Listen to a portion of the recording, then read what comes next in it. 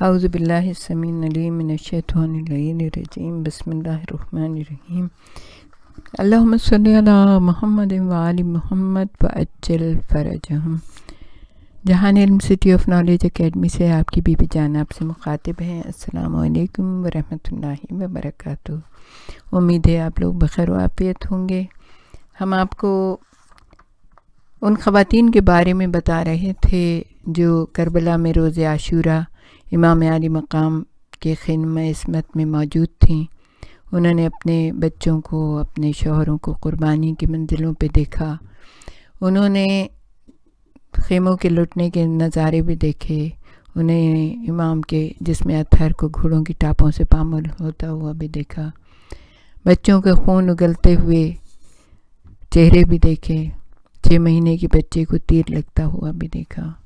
انہوں نے جوان علی اکبر کے سینے میں برچی کا پھل بھی دیکھ لیا۔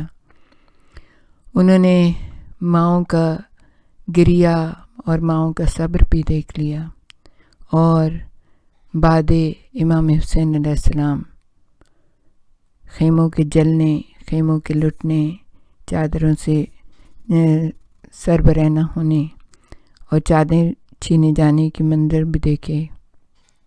بچوں کو پیاس سے بلکتا ہوا بھی دیکھا، لیکن ایک لمحے کے لیے بھی نہ تو امام علی مقام کا ساتھ چھوڑا تھا ان کے شوہروں نے، نہ انہوں نے خاندان عصمت و طہارت کی بیویوں کا ساتھ چھوڑا۔ وہ کون سی ہستیاں تھیں، وہ کون سے دل تھے، وہ کون سی عظیم لوگ تھے جنہوں نے دین اسلام پہ اپنا سب کچھ قربان کر دیا، جنہوں نے اپنے چلن سے اپنی عظمت کو بڑھا دیا، جنہوں نے قرآن کی اس آیت کے اوپر یقین کامل کے ساتھ عمل کیا۔ پروردگار عالم جہاں بتا رہا ہے للرجال نصیب مما اکتسبوا وللنساء نصیب مما اکتسبن، مردوں کو ان کے کیے کا حصہ اور خواتین کو ان کے عمل کا اجر ملے گا۔ اور یقیناً ہر سال جب بھی ماہ محرم آتا ہے ان ہستیوں کی یاد ہمارے دلوں میں تازہ ہو جاتی ہے، اور ہم ان سے کسب فیض حاصل کرتے ہیں، کسب نور حاصل کرتے ہیں۔ کیسے انہوں نے اسلام کے لیے اپنی جانوں کی قربانی دی، کیسے انہوں نے نیزہ و شمشیر کے زخم برداشت کیے، اور پھر وہ اسیروں کا لٹا ہوا قافلہ، خاندان رسالت کی بیبیاں، بیٹیاں، بچیاں، جن کو ہاتھوں میں رسیاں باندھ کے بے کجاوا اونٹوں کے اوپر سوار کر کے کربلا سے کوفہ اور کوفہ سے شام تک لے جایا گیا، درباروں میں تشہیر کی گئی، اور بازاروں میں یہ اعلان کرتے ہوئے نقیب جا رہے تھے کہ یہ دیکھ لو تماشا دیکھنے والوں، یہ آل رسول ہیں جو تمہارے درمیان اس طرح سے پھرائے جا رہے ہیں۔ جس طرح اصحاب امام حسین علیہ السلام نے ان کا ساتھ نہ چھوڑا، امام نے کہا، ان کی تعریف کی، کیا تعریف، کہ جیسے میرے اصحاب ہیں، نہ میرے نانا رسول اللہ کو ایسے اصحاب ملے، نہ میرے بابا علی مرتضیٰ کو ایسے اصحاب ملے، اور نہ میرے بھائی حسن کو ایسے اصحاب ملے جیسے مجھے ملے ہیں۔ امام نے اپنی بیعت بھی ان پہ سے اٹھا لی تھی، لیکن ان میں سے ہر شخص یہی کہتا ہوا نظر آیا کہ اگر ہمیں 1000 بار جلایا جائے، 1000 بار مارا جائے، اور ہماری راکھ کو بیابانوں میں اڑا دیا جائے، پھر بھی اے نواسۂ رسول، اے رسول کی آخری نشانی خاندان کی، ہم آپ کو تنہا نہیں چھوڑیں گے۔ آپ ہمیں پکاریں گے تو پھر ہم آ جائیں گے، اگر ہمیں پروردگار عالم نے مہلت دی۔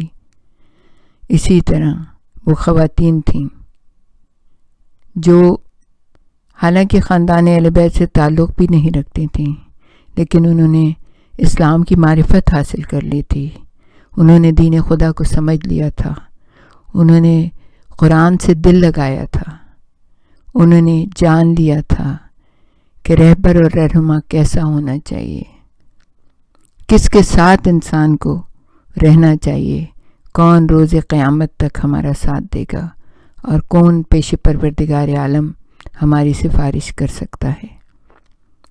وہ ہستیاں ان میں سے کچھ خاندان رسالت سے بھی تعلق رکھتی تھیں۔ اس کو ہم 3 گروپس میں بانٹیں گے تاکہ آرام سے آہستہ آہستہ ہم اس کو سمجھ سکیں۔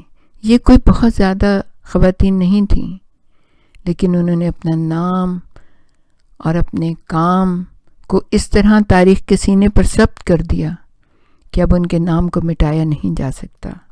ہر سال ان کے کام کو بھی زندہ کیا جاتا ہے، ان کے نام کو بھی لیا جاتا ہے۔ یہ کون تھیں؟ 10-12 یا شاید 20 خواتین، مگر روشن ضمیر، ہم عقیدہ، ہم آہنگ، سب ایک جمعیت میں، سب ایک گروپ میں، سب ایک انجمن میں۔ یہ نہ سمجھیے گا کہ یہ ان کے تعداد کم تھی، تعداد کی کمی سے کچھ نہیں ہوتا، وہ تو ایک بھی بہت بھاری ہوتا ہے اگر عمل کے میدان میں صحیح ہو۔ ان میں سے پہلا گروپ اولاد علی و فاطمہ کا تھا۔ پھر دوسرے گروپ کو ہم تقسیم جب ہم کرتے ہیں تو حضرت زینب و ام کلثوم کی ساتھ بیٹھنے والی خواتین جو ان سے علم حاصل کرتی تھیں، جو خاندان رسالت سے نور حاصل کرتی تھیں، جو ان سے کسب فیض حاصل کرتی تھیں۔ اور تیسرا گروپ جو تھا، جو کربلا کے میدان میں آئے تھے لوگ، ان میں گمنام صحرا نشین خواتین تھیں، لیکن کیا ہستیاں تھیں، اس کے بارے میں سوچ کے انسان کی عقل حیران ہو جاتی ہے۔ پہلے ہم مختصر سا تذکرہ کریں گے اولاد علی و فاطمہ علیہ السلام کا۔ ان کے بارے میں تو بہت کچھ علم ہے، بڑی بڑی کتابیں لکھی گئی ہیں۔ یہاں ہم تبرکاً ان کا تھوڑا سا ذکر کرتے ہیں کہ چند بیبیاں ان میں سے حضرت فاطمہ زہرا اور علی مرتضیٰ علیہ السلام کی صاحبزادیاں تھیں۔ یہ بیبیاں مدتوں خاندان رسالت بلکہ خود حضرت معصومہ کی تربیت میں رہ چکی تھیں۔ کچھ خواتین ایسی تھیں جو اسی دبستان تربیت میں پلی اور بڑی تھیں، اسی رنگ میں رنگی گئی تھیں، حالانکہ ان کا رنگ وہ نہیں تھا جناب فضہ کنیز فاطمۃ الزہرا، لیکن کتنے مرتبے کی حامل، جنہوں نے کبھی اپنی زبان میں بات نہیں کی سوائے قرآن حکیم کے، جب تک زندہ رہیں قرآن حکیم کی زبان میں ہی جواب دیتی تھیں۔ کچھ خواتین ایسی تھیں، ان سب نے اخلاص عمل اور راہ رسم اسلام سے متاثر زندگی بسر کرنے کے طور طریقے اپنائے تھے۔ زینب سلام اللہ علیہا، امیر المومنین حضرت علی علیہ السلام کی ہماری جانیں ان کے پر فدا ہو جائیں، دختر بلند، جنہوں نے خطابت و تقریر میں باپ کا لب و لہجہ اور تیور دکھایا، اور بازار کوفہ و شام میں بندے ہاتھوں سے وہ تقریریں کیں کہ لوگ پکار اٹھے کہ کیا قیامت آ گئی، کیا علی پھر سے زندہ ہو گئے؟ نہیں، یہ علی کی بیٹی ہے جو اسلام کو سر بلند کرنے کے لیے خانہ رسالت سے باہر آئی ہے۔ سید عالمیان اور اہل جنت سلام اللہ علیہ کا چلن جنہوں نے پایا ہے، جو علی کی طرح بہادر ہیں، جو امام حسن کی طرح خاموش اور صابر، اور امام حسین کی طرح جانثار نبوت اور امامت، ان کے ادب و آداب سے آگاہ ہیں، پیغمبر اکرم کا پاکیزہ خون جن کی رگوں میں رواں دواں ہے، اور توحید کی خاطر اسلام کی راہ میں سب کچھ قربان کرنے کا جذبہ ان کے دل میں موجزن ہے، جن گودیوں میں پلی تھیں وہاں غیر اللہ کے سامنے سر جھکانے اور اسلام کے سوا کسی کا حکم ماننے کی اجازت کسے تھی؟ انہوں نے اپنی والدہ گرامی سے یہی سیکھا تھا کہ اسلام کے کسی پہلو پر ضرب لگنے سے پہلے اپنے پہلو پر چوٹ کھا لینے سے اور محسن جیسے بچے کو شہید کروا لینا چاہیے، مگر اصول اسلام میں کمزوری نہیں آنے پائے۔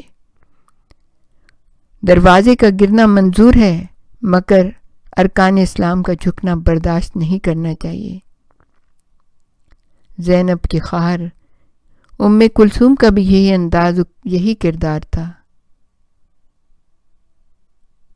ایسے عظمت والے ماں باپ، ایسے بزرگ نانا اور نانی، ان دونوں کے زیر سایہ امام حسن اور حسین، امام حسین کی بیٹیوں اور بیویوں کا تذکرہ بھی بھولنے والا نہیں ہے۔